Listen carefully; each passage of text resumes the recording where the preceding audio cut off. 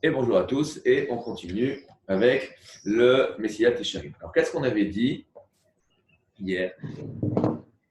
Que la raison de notre création, d'accord, et de notre création sur Terre, si on réfléchit, c'est évident qu'elle n'est pas, la finalité n'est pas ce qu'on va vivre ici sur Terre en tant que tel. Pourquoi? Parce que comme Akash Baruch Hu, lui-même est infini. Alors il a un but pour nous qui est infini. Il a mis en nous une neshama infinie. Et évidemment qu'il n'a pas créé une neshama infinie qui est plus grande que les anges pour que, avec cette neshama, on puisse manger d'un hamburger. Pourquoi? Parce que cette neshama, elle ne comprend rien au hamburger. Ça lui casse la tête le hamburger. Ça ne l'intéresse pas. Donc, évidemment, que si Hachem nous a créé avec une neshama infinie qui est quelque chose de spirituel, alors cette Neshama, elle doit bien avoir de quoi elle a bien quelque chose à faire ici. Dans ce monde-ci, en tant que tel, si tu cherches les plaisirs superficiels, matériels, elle ne comprend pas le superficiel et le matériel. Donc, la finalité de l'homme est un monde qui est fait sur mesure pour notre Neshama, ce qu'on appelle le Olam Haba. Et alors, pourquoi c'est dans ce monde-ci? Parce que ce monde-ci, c'est ce qu'on appelle Olam Hazé, domine les pros d'or, l'ipne à Olam Haba. Ce monde-ci est une antichambre devant le monde futur. Ce monde-ci est un lieu de préparation au monde futur. Donc, par définition, et on va continuer là-dessus tout de suite, si ce monde est un lieu de préparation au monde futur, un lieu de préparation, une antichambre, un couloir, n'est fait que pour nous amener vers la chambre. Une antichambre, ça nous amène vers la chambre. Donc, si je commence à être dans ce monde et à dire oh là là, mais attends, mais ce monde-là, il n'est pas très agréable, alors qu'est-ce que je vais faire? Je vais prendre mon couloir, je vais mettre des tableaux, je vais essayer de mettre un fauteuil, etc. Qu'est-ce que je vais faire? Un, ça ne va pas rendre tellement plus agréable parce qu'un couloir, de toute façon, c'est désagréable. Et deux, je vais louper mon objectif d'arriver jusqu'à l'objectif. Donc, je vais rester toute ma vie dans le palais, je n'irai jamais dans le château. Donc, une fois qu'on a mis ça en point, on doit comprendre que, on a fait hier la parabole de quelqu'un qui doit aller au mariage de son fils, d'accord? Quand il doit aller au mariage de son fils, et si on lui propose différents moyens de transport, la première question qui va se poser, c'est est-ce que ça me permet d'aller au mariage de mon fils?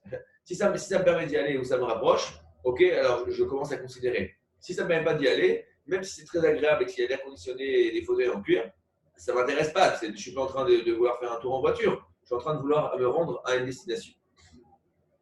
נמסנו לימדים, כי עיקר מציאות האדם בעולם הזה הוא רק לקיים מצוות ולעבוד ולעמוד בניסיון.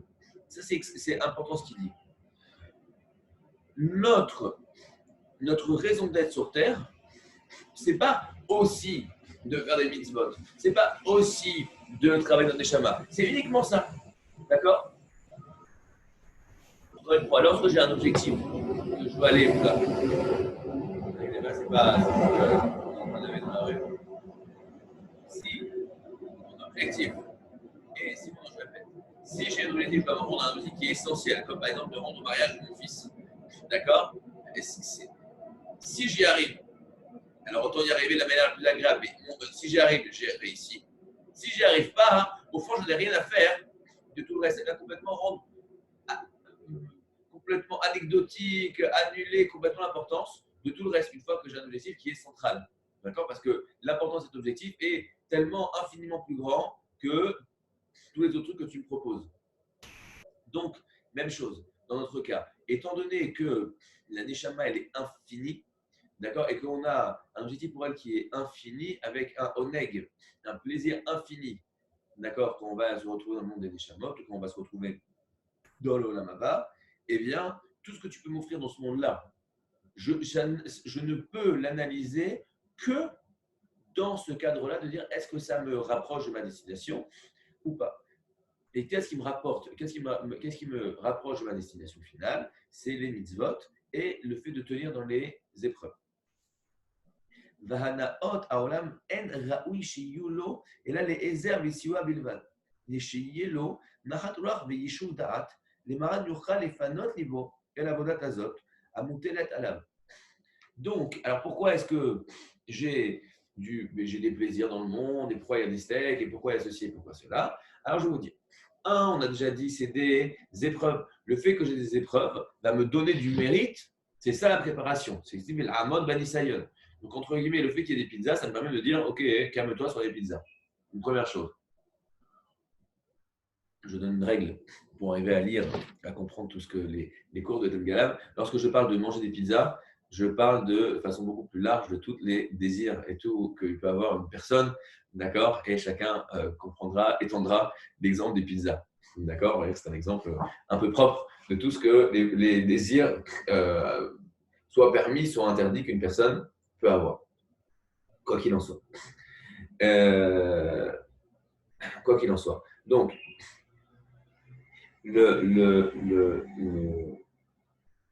donc ça, évidemment que ça ne m'intéresse pas. Maintenant, alors pourquoi il y a ça? On a dit que, que tout ce qu'il y a dans ce monde est un outil pour rapprocher d'Hachem. Mais si je l'utilise, cet outil-là, alors, si je l'utilise cet outil-là, eh bien, j'élève cet outil et je l'utilise dans sa bonne direction. D'accord? Alors, c'est quoi le but des plaisirs? Pourquoi Hachem a créé toute cette chose-là, etc.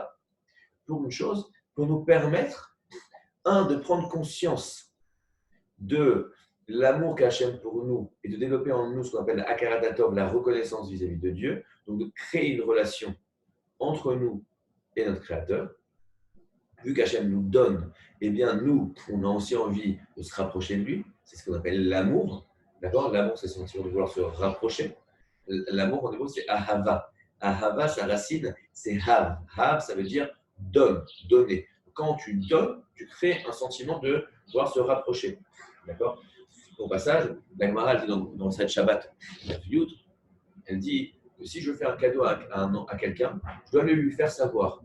Pourquoi? Parce que quand je lui dis je t'ai fait un cadeau, eh bien je renforce le lien d'amour, d'affection et le lien qui nous lie. D'accord? Donc il y a quelque chose de très important, d'accord, de pas du tout anecdotique, dans le fait de donner et de recevoir. C'est comme ça qu'on crée des liens entre des gens, c'est comme ça qu'on crée un lien avec Hachem. C'est une première chose.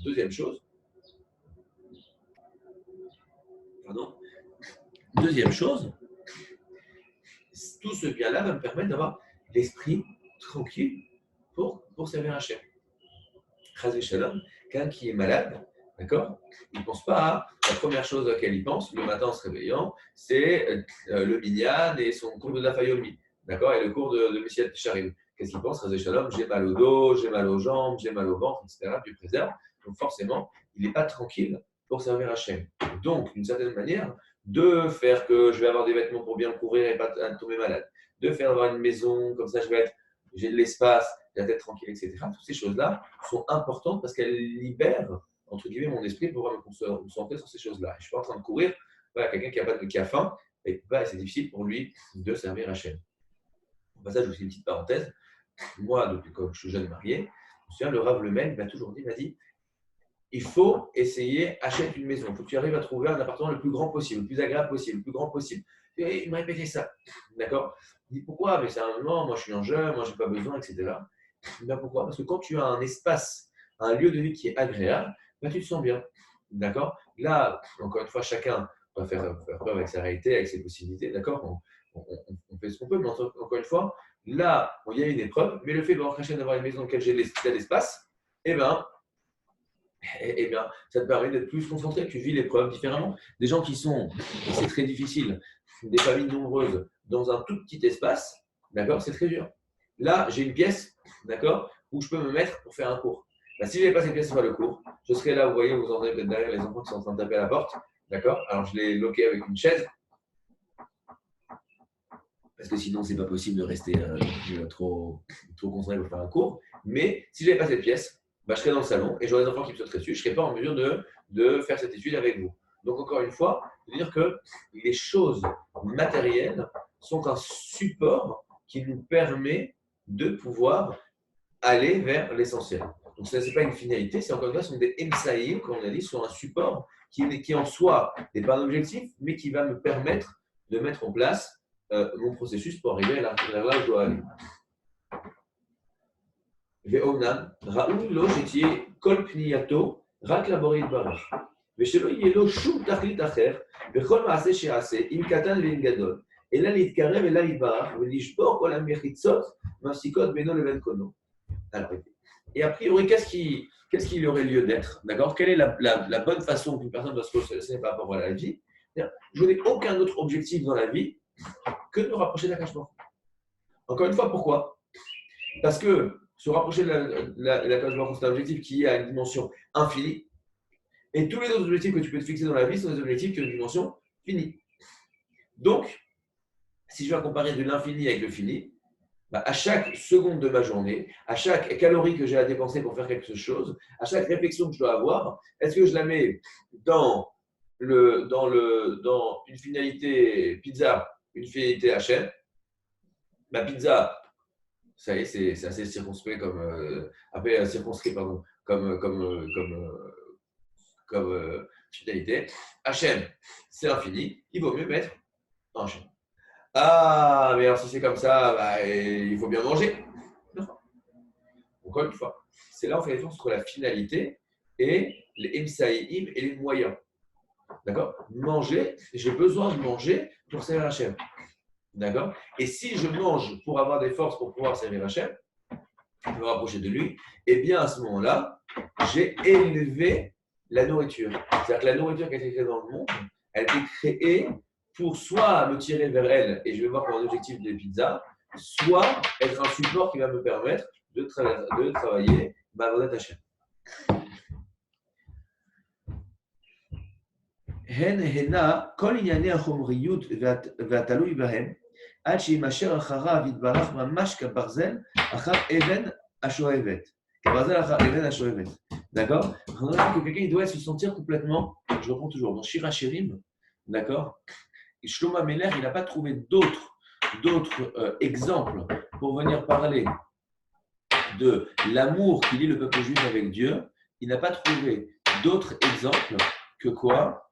Que je vais essayer d'ouvrir la porte pour aller régler ces enfants qui frappent à la porte de sol depuis tout à l'heure, qui n'a toujours pas compris.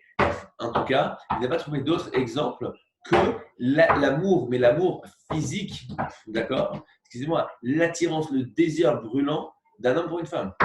D'accord? Alors tu dis, mais attends, c'est un petit peu ça. Parce que tu veux un exemple de quelque chose qu'une personne elle se sent tirée, qu'une personne se sent qu'il n'est plus en contrôle, qu'il perd la tête, qu'il devient fou, etc. Bah, tu vas trouver ton exemple. D'accord? Donc, une personne, il doit sentir que quelque chose qui le tire vers Hachem, c'est la même dimension que quelqu'un qui a un désir qui le brûle, qui prend contrôle de lui.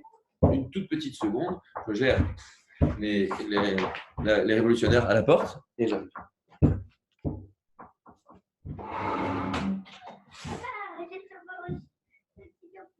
Ça reste. Tu veux pas les répondre pas? Je vais comprendre pourquoi. Je sais pas.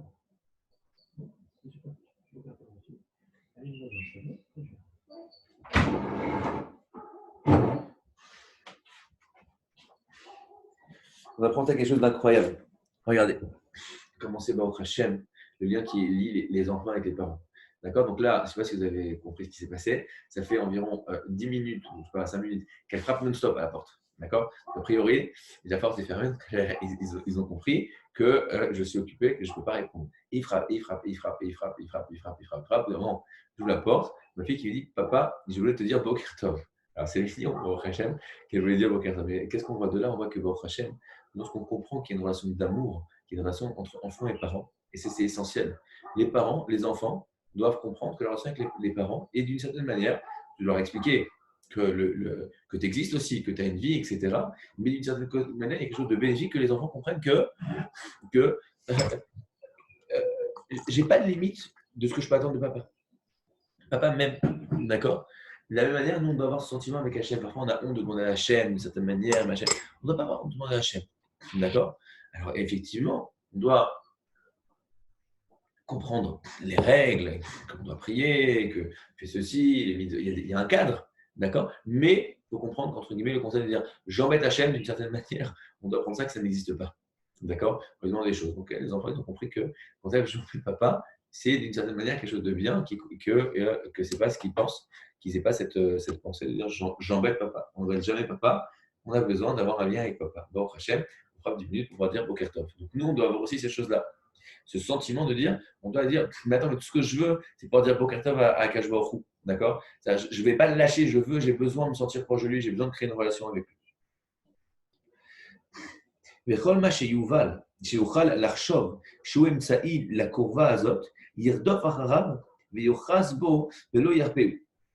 Toute chose que je pense, une fois que j'ai compris que mon objectif, c'est ça, D'accord. La Gemara, elle dit Oev Kesef, Yosba Kesef. C'est quelqu'un qui aime l'argent, il veut toujours plus d'argent. Voyez, regardez les gens, les businessmen, quelqu'un qui aime l'argent, quelque chose comme ça. Il est prêt à te mettre des efforts sans fin, des trucs. Moi, je peux regarder des vendeurs. Les vendeurs, ils ont aucune honte. Aucune honte. Le bonhomme, il va te rappeler 850 fois. Oui, au cas où tu n'aurais pas vu mon dernier email, je voulais te dire. Hey, Ethan, ouais, alors j'ai vu, je sais que tu es très occupé, tu n'as pas dû voir mon dernier email, je t'en ramène. Alors, le bonhomme, je n'ai jamais répondu à un seul truc. C'est-à-dire, il a eu mon email, je ne sais pas comment, je ne connais pas. Je n'ai pas répondu genre une fois, hey, salut. Et il m'envoie des emails toutes les semaines depuis un an. D'accord. Alors, tu dis, mais t'as pas honte à mon Non, j'ai pas honte, moi je veux vendre. D'accord. Ça doit arriver, d'accord, qu'une personne, au bout de la 850 000, il est occupé, là, ça, ils m'ont dit, bon, tu sais quoi, maintenant, allez, je te réponds. Et d'un coup, il peut faire une vente. Quelqu'un qui veut faire une vente, il n'économise aucun moyen, d'accord, pour faire sa vente. Ok, alors, peut-être que quelqu'un va dire, non, moi, je vais faire une vente, mais je ne veux pas non plus je veux pas non plus me vendre au diable. Mais quelqu'un qui veut vraiment faire une vente, ce qui l'intéresse dans la vie, c'est ça, il va le faire. D'accord. Une fois, j'ai raconté une histoire. Moi, j'ai appris beaucoup de ça. D'accord. Euh,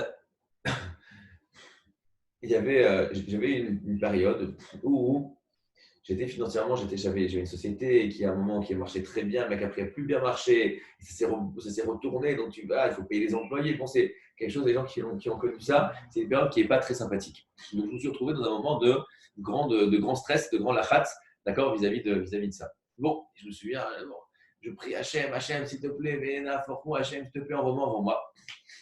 Le lendemain, je reçois, 2 jours après, pardon, je suis dans la voiture. Et donc, vraiment, je suis dans une situation vraiment très, très, très compliquée, d'accord, pas du tout évidente. Et je reçois un coup de fil de mon frère. Allô, allô, Ethan, je suis en Corée. Qu'est-ce que tu fais en Corée? Laisse tomber, d'accord. Je suis avec un, un client. Il a besoin de ce service. Est-ce que tu peux le faire? Oui. Combien ça coûte? C'est un gros service, c'est beaucoup de choses, etc. Ça va coûter une somme qui est vraiment très conséquente. D'accord? Très bien, pas de problème, il est d'accord. Envoie-moi tes coordonnées bancaires et on ferme le deal. Je dis, mais attends, bon, super, il faut imaginer ce que je ressens à ce moment-là, d'accord? D'accord. Et je lui dis, écoute, d'acheter en voiture, j'arrive chez moi, je te renvoie de chez moi, laisse, je rentre à la maison, j'arrive au bureau, je t'envoie les coordonnées d'ici 2 heures, ça va? Il a mis cette phrase, mais genre avec lui, il me dit, tu vas plutôt dans 2 minutes. Et là, je dis, ah oui, oui, bien sûr. Et là, j'ai un truc complètement dingue. Tu attends, tu pleures du matin jusqu'au soir que tu as besoin à ce moment-là d'argent. Quelqu'un t'appelle de l'autre bout du monde pour dire je vais te donner l'argent dont tu as besoin. Mais tu faut être un malade pour dire oui, mais attends, je dois d'abord aller, désolé, je dois mettre le linge à sécher et après m'occuper de la vaisselle et après je t'envoie. Si c'est ça que tu veux, si c'est ça ton objectif en ce moment, si c'est ça qui t'occupe la tête, quelqu'un il te donne oui tout de suite. Tu fais un petit. D'accord. Alors, bon, maintenant, qu'est-ce qu'on apprend de là? Dans la Torah, si c'est important pour toi, chaque chose que tu vois qui peut te donner plus de Torah, plus te rapprocher d'Hachem, arriver à ton objectif, si c'est clair que c'est ça ton objectif, si c'est ça ton objectif premier dans la vie, chaque chose qui te rapproche, tu sautes dessus. Tu sautes sur l'occasion, tu ne laisses pas passer ça une demi-seconde. D'une certaine manière, il faut être fou pour dire oh ouais, bon, je le ferai plus tard. Si tu remets à plus tard, c'est que tu n'as pas compris que c'est ça qui te fait respirer. D'accord? La Gemara dit une chose suivante, elle dit que les poissons dans la mer, bien qu'ils aient de l'eau partout, lorsqu'il pleut, ils montent en haut pour aller prendre les gouttes d'eau, alors qu'ils ont plein d'eau. Alors un jour, il y a un juif intelligent, d'accord. Qu'est-ce qu'il a fait? Il avait un aquarium, il a pris son aquarium, il a commencé à mettre des petites gouttes d'eau sur l'aquarium, et il voulait voir si les poissons ils allaient prendre une petite goutte d'eau. Et là, il voit, oh malheur, les petits poissons ne viennent pas prendre les gouttes d'eau. Il va voir Rav Kanievski. Il dira, je ne comprends pas. La Gemara, elle a dit que les petits poissons ils viennent prendre une petite goutte d'eau, et moi j'ai un aquarium. Et les petits poissons ne viennent pas prendre les petites gouttes d'eau. Écoutez bien la réponse incroyable de Rav Kanievski. Il a dit, écoute, la Gemara n'a jamais parlé d'un aquarium. On a dit les poissons dans la mer. Ok, c'est quoi la différence? Les poissons dans la mer, ils ne connaissent quoi? Ils connaissent que la mer, que l'eau. Tous leurs copains, ils voient que des autres poissons, d'accord? Et peut-être des crabes, j'en sais rien, mais ils voient que la mer. Alors que le poisson dans l'aquarium, lui dans l'eau, mais il te voit toi en dehors de l'eau. Il dit, ok, quelle est la différence? Le poisson dans la mer, vu qu'il ne voit que de l'eau, il comprend que le seul espace pour lui, pour vivre, c'est l'eau. Alors que le poisson dans l'aquarium, il se dit, moi je suis dans l'eau, toi tu es en dehors, bon au fond, on pourrait échanger. Et donc quoi? Celui qui est 100% dans l'eau, il comprend que chaque goutte d'eau, c'est ça qui lui permet de vivre. Celui qui est un pied dans l'eau et un pied en dehors, il se dit, je suis dedans, mais je pourrais sortir. Au fond, bon. Et donc, il ne valorise pas chaque goutte, parce qu'il ne comprend pas que chaque goutte d'eau, c'est ça qui lui permet de vivre. Il dit la même chose à quelqu'un qui est dans la Torah, mais c'est vrai dans tous les objectifs de la vie. Si tu as compris que c'est ça ton objectif, et que si j'y arrive, j'ai réussi ma vie, sinon je me suis planté. C'est ça mon seul et unique objectif dans la vie, c'est ça, devant ça, tout s'annule. Eh bien, chaque goutte qui me permet de me rapprocher de mon objectif, je le vois comme une goutte de vie, une goutte d'oxygène. Je le cours après. Mais si je dis, bon, ok, c'est vrai que c'est important, mais bon, il y a d'autres choses, je peux faire ça, mais au fond, j'aurais pu essayer de faire autre chose, etc. Pas forcément, quand tu vois quelque chose qui va te rapprocher, bon, c'est pas que ça ne t'intéresse pas, mais bon, ça va, on n'est pas pressé. Il y a une histoire, on dit, une fois, on a raconté une fois Chavetz Chaim, il marchait comme ça dans la rue, il marche très vite, très vite, très vite, très vite, très vite. Il arrive jusqu'à lui, il est comme ça, essoufflé, il court, il ouvre la porte de chez lui, il arrive dans la bibliothèque, il court et il fait. Il est étouffé. Comment quelqu'un arrive à un niveau de. Il étouffe si tu n'as pas de. Il dit qu'il est tué à la Torah. Parce qu'une personne a pris conscience que qui aime Chaye nous mais ça c'est notre vie. J'ai une Chabouta à la Yeshiva, que j'étudie depuis très longtemps. Dès systématiquement qu'il entend qu'il y a un sage qui arrive dans la ville, il lui court après, il va le voir, il vient en étudier, il lui pose des questions, il ne lâche pas. Il ne lâche pas, il se colle à tous les sages qu'il peut trouver. Pourquoi? Lui, ce qu'il veut, c'est devenir un Tamid Chacham.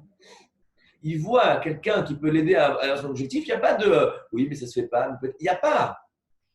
Il va et il ose et il fonce. Pourquoi? Quelqu'un qui veut gagner de l'argent et il voit qu'il y a un, je sais pas quoi, il y a un grand homme d'affaires qui arrive en ville, il n'a pas honte. Il arrive, il lui parle, il trouve l'adresse de son truc. Quand il sort de son hôtel, il lui parle, il lui envoie des mots, il lui envoie des fleurs, il lui envoie un drone, il fait tout ce qu'il peut pour parler avec lui. Tout dépend de la prise de conscience qu'on va avoir que cet objectif-là, c'est ça qu'on veut. D'accord? Donc, si une personne comprend que c'est ça son seul et unique objectif dans la vie, c'est-à-dire c'est un objectif qui est infini, parce que tous les autres objectifs sont annulés, sont complètement distants devant cet objectif infini, eh bien, c'est ça son objectif. Donc, tout ce qu'il va avoir dans la vie, il va juste chercher dans tout une occasion de pouvoir se rapprocher et atteindre son objectif. Moi, il y a quelqu'un qui n'est pas en mute. Voilà. Alors, on continue.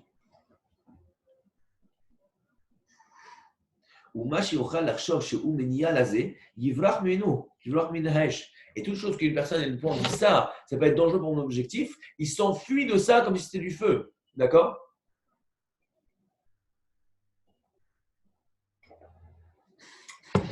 Je sais pas, si maintenant tu vois quelqu'un dans la rue qui tousse et tu t'enfuis, d'accord? Ok, pourquoi? Parce que tu dis, mais ça peut me tuer cette chose-là, ça peut me rendre malade, ça peut me détruire tout ce que j'ai. Donc, tu fuis ce truc-là. Donc, si tu es clair que c'est ça ton objectif, toute chose qui peut te faire louper ton objectif, c'est que tu le vois comme une menace terrible. Donc, si tu es clair sur ton objectif, ce qui peut te rapprocher de ton objectif, tu vas foncer tout de suite. Et ce qui peut t'éloigner de ton objectif, tu le fuis comme la peste. D'accord? Il dit dans tes livres, David Ameller, Dovka Nafshi Acharecha. Mon âme, elle se colle derrière toi. Qui tomcha iminecha parce que ta droite, elle me soutient. Kevan shebiato la olam ena ela le tachlit azeh. Dainu leasig et akurva azot.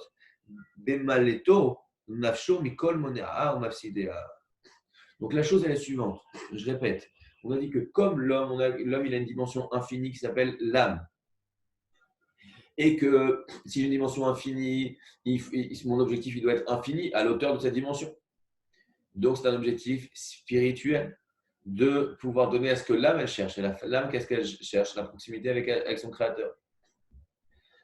Et donc, tous les autres objectifs qui sont des objectifs matériels, finis, sont complètement nuls et non avenus, sont complètement annulés, sont complètement mévoutages, je ne sais pas comment ce que vous voulez dire, devant cet objectif infini, parce que fini sur l'infini, ça fait toujours zéro.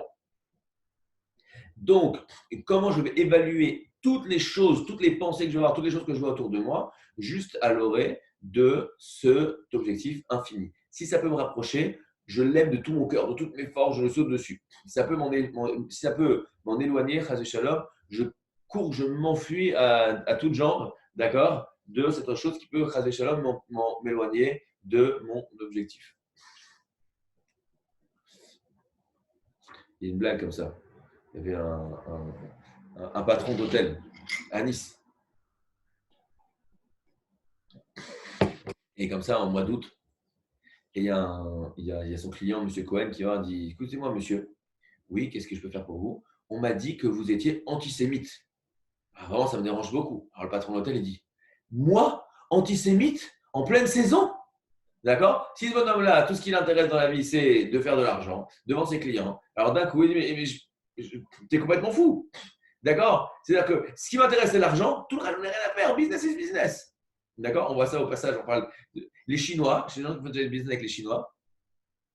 On est là pour faire du business. On n'a aucun problème. On peut vendre des armes à deux ennemis en même temps. Business is business. On n'est pas venu pour autre chose. Tout ce qui peut me ramener du business, c'est génial. D'accord? C'est quelqu'un qui travaille avec des Chinois. Ils sont hyper gentils, hyper serviables, hyper tout, etc. Je suis venu pour faire du business. Donc, s'il est venu pour faire du business, tout ce qui l'intéresse, c'est le business. Et je suis prêt à tout pour arriver à faire du business. Et si je ne suis pas prêt à tout pour faire du business, c'est qu'au fond, ce n'est pas mon objectif dans la vie de faire du business. Donc, le business, effectivement, ça n'a pas été notre objectif dans la vie.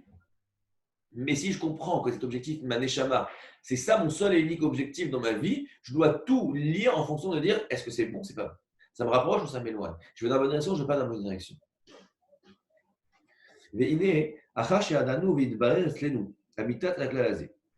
Une fois qu'on connaît ce principe et qu'on l'a clarifié et c'est clair, c'est dur comme. Encore une fois, on a dit dans l'introduction, tout ce livre-là, ce n'est pas tellement pour faire des chidushim, des choses auxquelles on n'avait jamais pensé, etc. D'accord? C'est pour prendre conscience de ces concepts et de ces principes, pour arriver à les vivre. Donc, une fois que dans notre tête, on a bien mis, il dit, mais c'est clair, il a raison. Mais c'est sûr. Il n'y a que ça qui est important. Une fois que c'est clair dans ma tête, je dois me le répéter, il n'y a que ça qui est important, c'est ça que je suis venu faire. D'accord? Comme je dis dans les cours pour couple, d'accord, tous les soirs à 22h30 heure d'Israël, sur la même adresse. Si tu es clair sur ce que tu es venu faire, je suis venu construire une relation avec ma femme. Je suis venu construire mon couple. Je suis venu construire mes enfants. Je suis venu construire ma maison. Je suis venu construire mon foyer. C'est ça que je suis venu faire. Tout, tu vas agir en fonction de ça. Ah, mais elle m'a dit ceci, mais elle m'a fait cela et j'ai envie, c'est pas juste. D'accord, mais je suis venu pour quoi? Pour m'énerver sur quelqu'un, je suis venu pour construire mon couple et mon foyer. Je suis venu pour construire mon couple et mon foyer. Donc, c'est là-dessus que je vais agir en fonction de ça. Donc, mais ça demande de prendre ce travail en amont. Qu'est-ce que je suis venu faire? Si je sais ce que je suis venu faire, ça va me donner les outils et la force et la concentration, le focus pour être capable de prendre des décisions qui correspondent à mon objectif. Mais si je ne suis pas clair sur mon objectif, eh bien, malheureusement, qu'est-ce qui se passe? Je vais faire des choses qui peuvent rentrer en totale contradiction avec ce que je cherche à faire. Une fois qu'on a mis ça, Yesh Lanu Harkor, Al-Pratav, les films Adrodokehem, Mitrila Adavar, Ve Asofo, Kmo Shesidra, Rem Pitrat Ben Yair, va marcher. Donc, une fois qu'on a compris ça, on a compris, non, c'est quoi notre objectif? Mon objectif dans la vie, c'est de pouvoir me connecter avec mon créateur, de connecter ma neshama avec sa source. C'est pour ça qu'on écrit. Toute chose, et même pas juste secondaire, est rendu, en hébreu on dit afasi, est venu zéro par rapport à ça. Maintenant, une fois que c'est clair dans la tête, c'est clair dans la tête de façon on va dire quasiment théorique, globale, c'est mon approche du monde, très bien. Maintenant, il va falloir voir concrètement ce que ça veut dire. Comment cette chose-là, je le fais descendre dans ma vie, dans mon quotidien. Et ça va être le sujet de tout le livre. Donc, il dit en allant selon 6 drames. Donc, encore, c'est très important. Il y a un céder, il y a un ordre. Quand on va arriver à Pessah, on va faire le céder de Pessah. Il y a différentes étapes. Et marche après marche. J'arrive, je suis là, hop, je monte, je suis là. Hop, ok, c'est clair. Je monte, je suis là, je monte, etc. Comme ça, on arrive en haut. Donc, j'ai une organisation, j'ai un céder, j'ai un programme. Je sais où j'en suis, je sais où je vais. D'accord. VM, donc on va voir c'est quoi les différentes étapes. Azéirout, le fait de faire attention. Azerizout, l'entrain. Anekiout, la propreté. Aprishut, le fait de se mettre en retrait. Atahora, la pureté. Achassidout, le fait de faire plus. Okay, on va évidemment expliquer chaque chose parce que sinon on ne comprend pas bien comme ça. Anava, l'humilité. Ira tachet, la crainte du ciel, de la faute. Vergdusha, et la gdusha et la sainteté. D'accord. Veata, Vaharam, Vaharem, Echad, Echad, B'siyata Dishmaya. Et à partir de demain, Be'ezrat Hashem, nous allons expliquer chacune de ces étapes une à une.